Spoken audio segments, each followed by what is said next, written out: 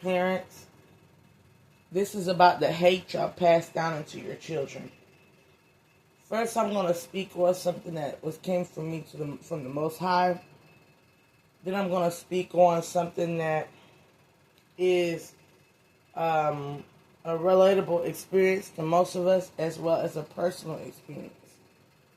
The Most High said, think of this as when you were little and your mom and your dad said, go and make friends, go play. Say, hey, how are you? Would you like to be my friend?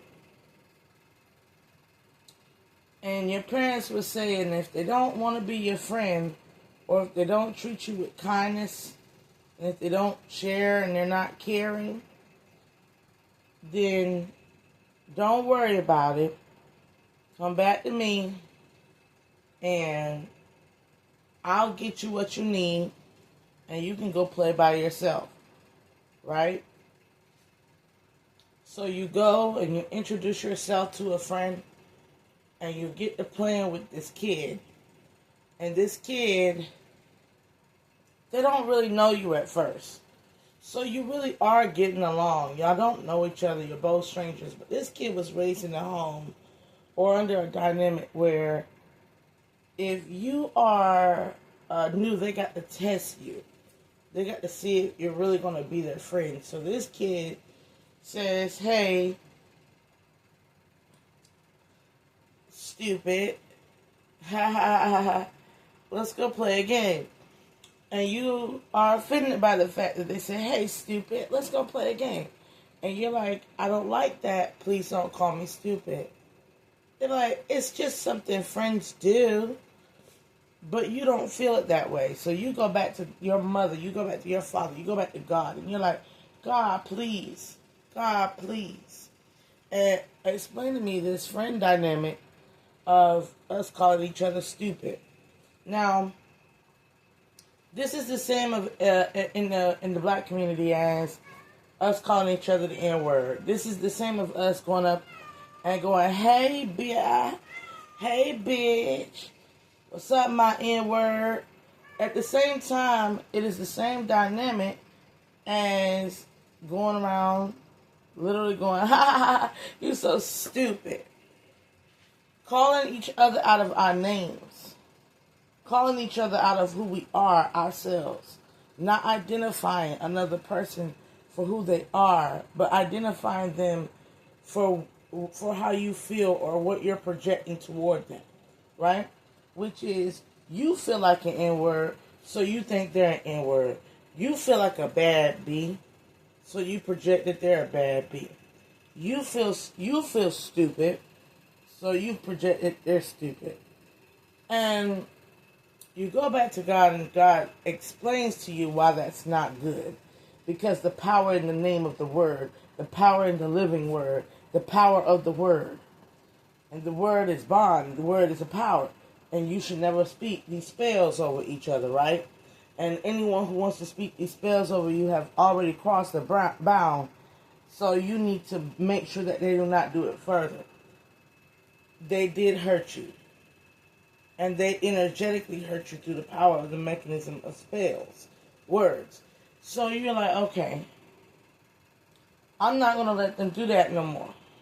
You don't let them do that no more, so they get to the point where they don't like that you have a boundary or a guard up.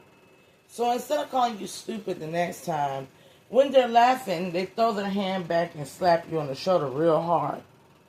You go back to God and you say, God, my shoulder really hurts. Like, they slapped me really hard.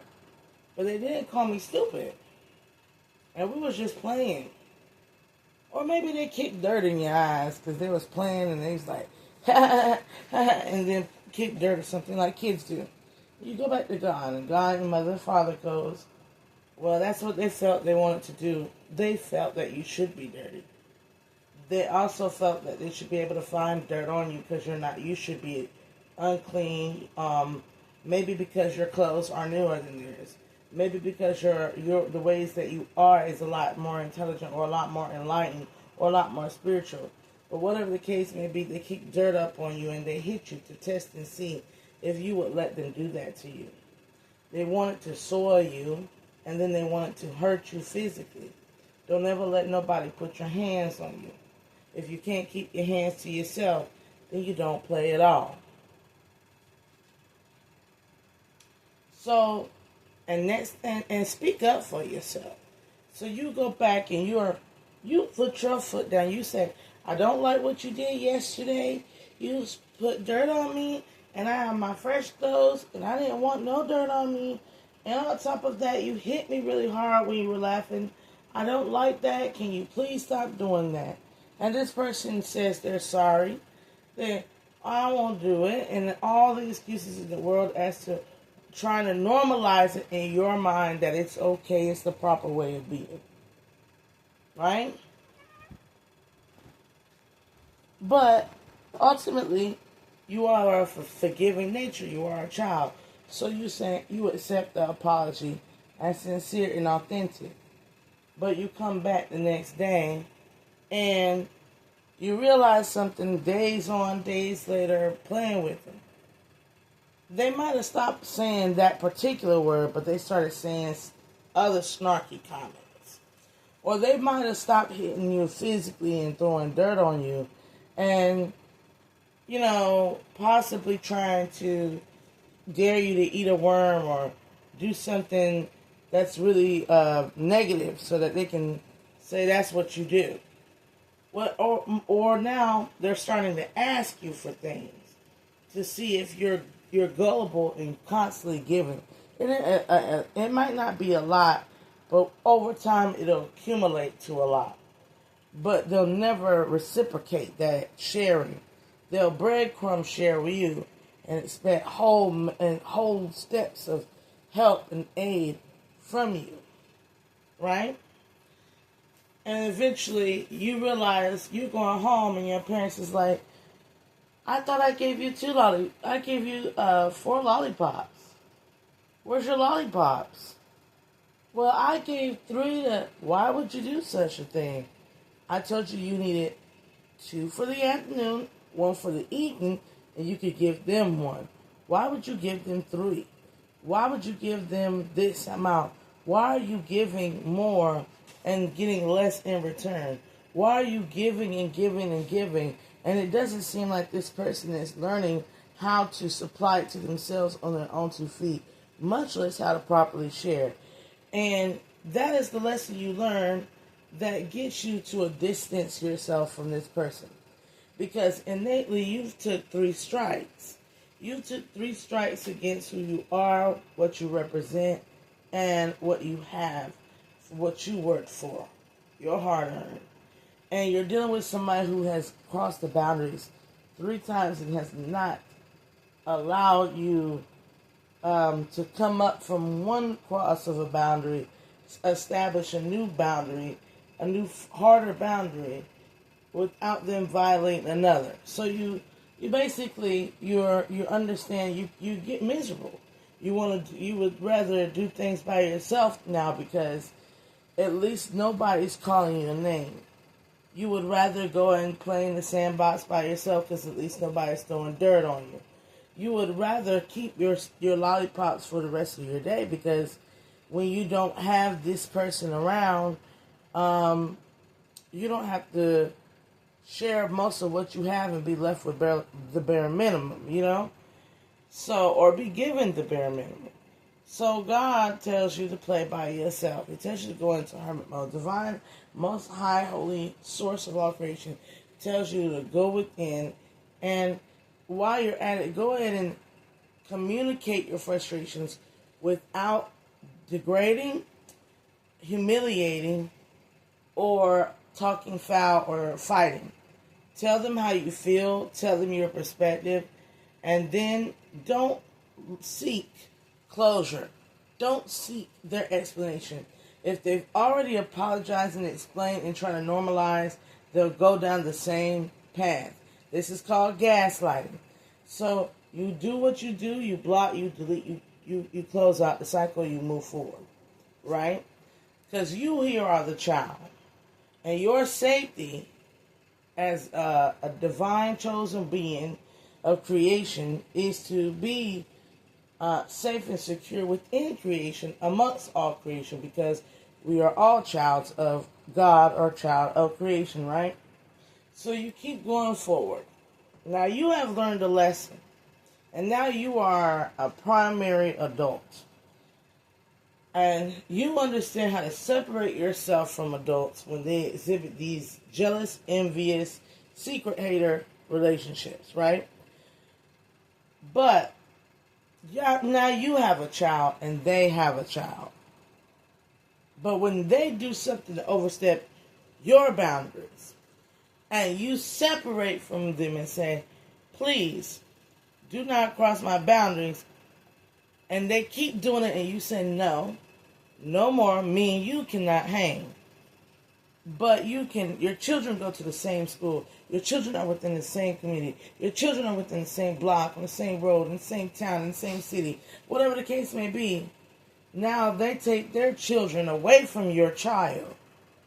Your child can go outside and see a familiar friend and run up to them, and they enjoy playing together. They get along great. They're beautiful kids, right? They're better than their parents could ever be and would ever imagine, right? They're just better. And they get along better. And their kid loves your kid and vice versa. But then one of the parents comes out and grabs one of the kids and storms off with the kid as though it was wrong for kids to play. God said, go into an example. This is called the hate we pass down into next generations. A prime example here is racism. Don't play with that little boy. Don't you be playing with that little boy. Don't you be playing with that little girl. Don't be playing with that little girl. Why? Because that's an N-word girl. That's a nigger girl. That's a little... That's how the YT community passes down hate into their children to becoming racist. Is that primary example of trying to separate two innocent children who are lovingly playing from each other, and then one indoctrinating about the other that person is less than human, does not deserve the treatment or the respect. Don't respect the child and don't respect the parent of that child either. This is how the hate is passed down. This is how the hate is passed down. And being that the hate has been passed down, that child grows up to violate others' boundaries that they deem inferior, or that they feel insecure, or that they have a negative trauma because of parental guidance and associations.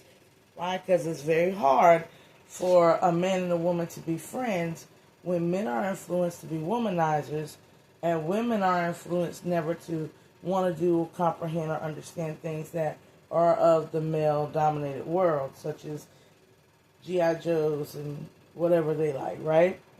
At the same time, it's a dynamic of race that can be used here, and it's a dynamic of family that can also be used here, friends and family, loved ones.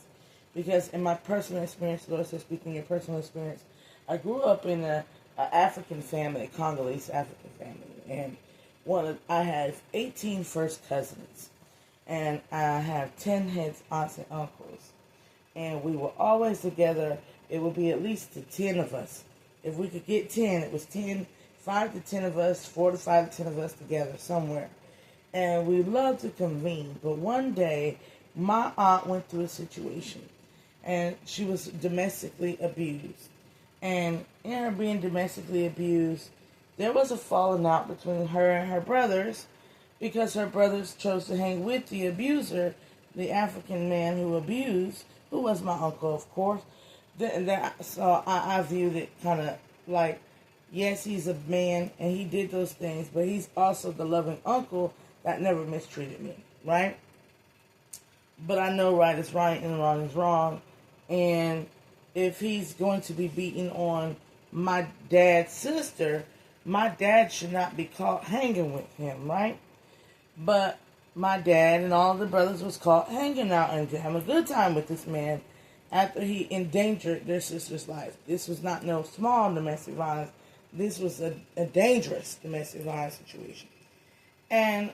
But she went about it wrong. And I'm going to tell you why she went about it wrong. Yes, my dad is hanging with your abuser. Yes, the children of the family love their uncle, as we should. And we love our aunt, as we should.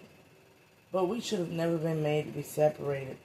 Separating me from my cousins was one of the most damaging and heartbreaking things that you could have done to a child, to the children in the family.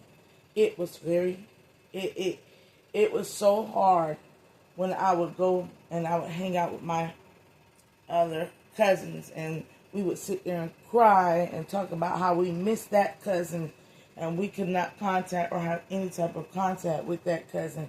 It was excruciating when our elder cousin, Joyce Modabi Nduku, passed away, and we couldn't talk to him, engage with him, but mourning in a funeral, but separated in not allowed to come together and mourn.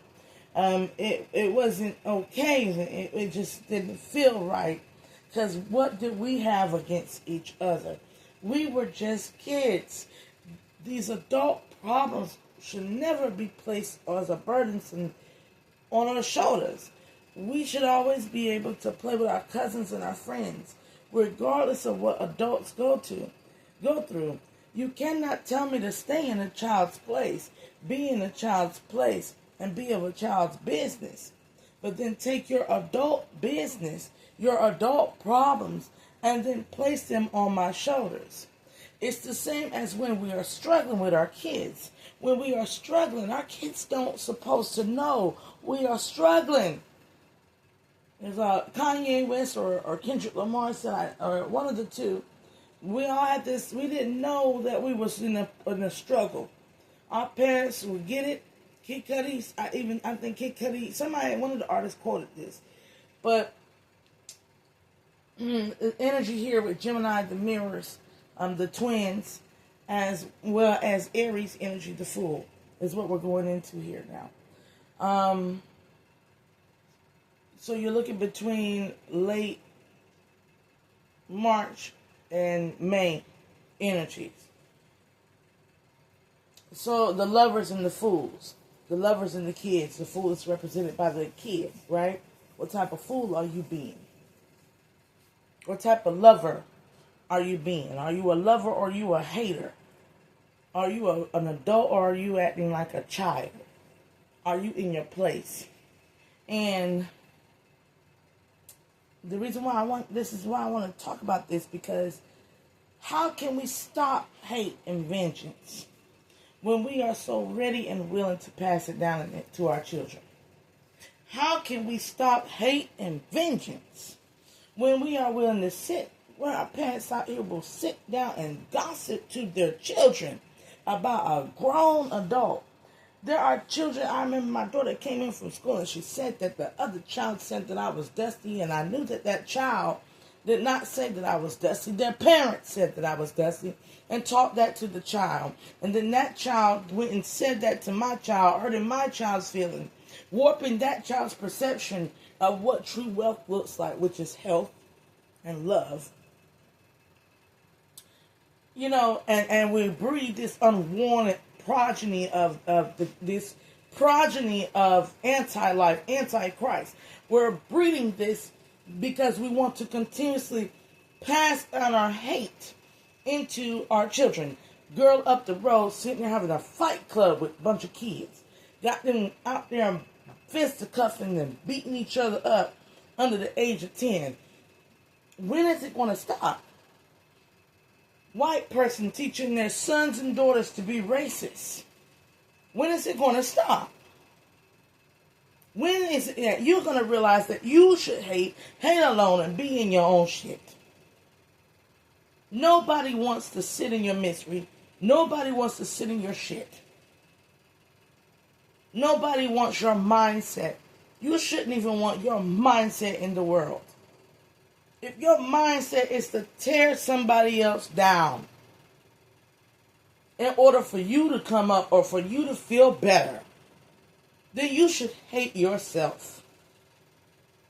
Matter of fact, you are projecting. You do hate yourself.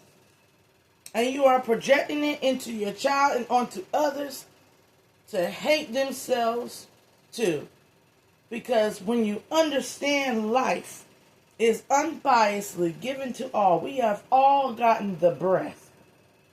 We have all gotten the blessing of being here and being the best version of ourselves we can be. And you mean to tell me that fairness and equality of life and the breadth of life that has been given to me and you, that you can oppress me and repress me and obsess about me and negative connotation project onto me, and you are not God, and you are not you are you, and I am me, and the very thing that you have within you life, I have within me life. Why can it not mine? Why is it that yours can have the honor of being respected, but mine can't? Life passed forth out of us, and then children have the same thing.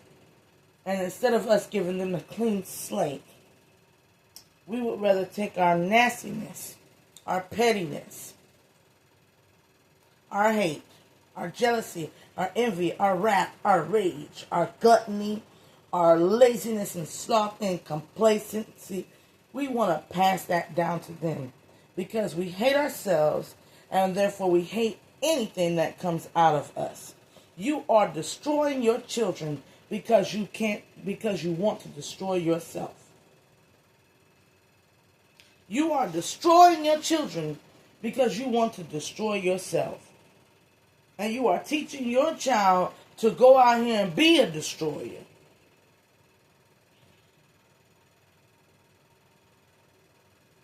And the only thing that kills, steals, and destroys is the adversary to life. The adversary to killing creates death. Adversary to living and being born. Adversary to even resurrection.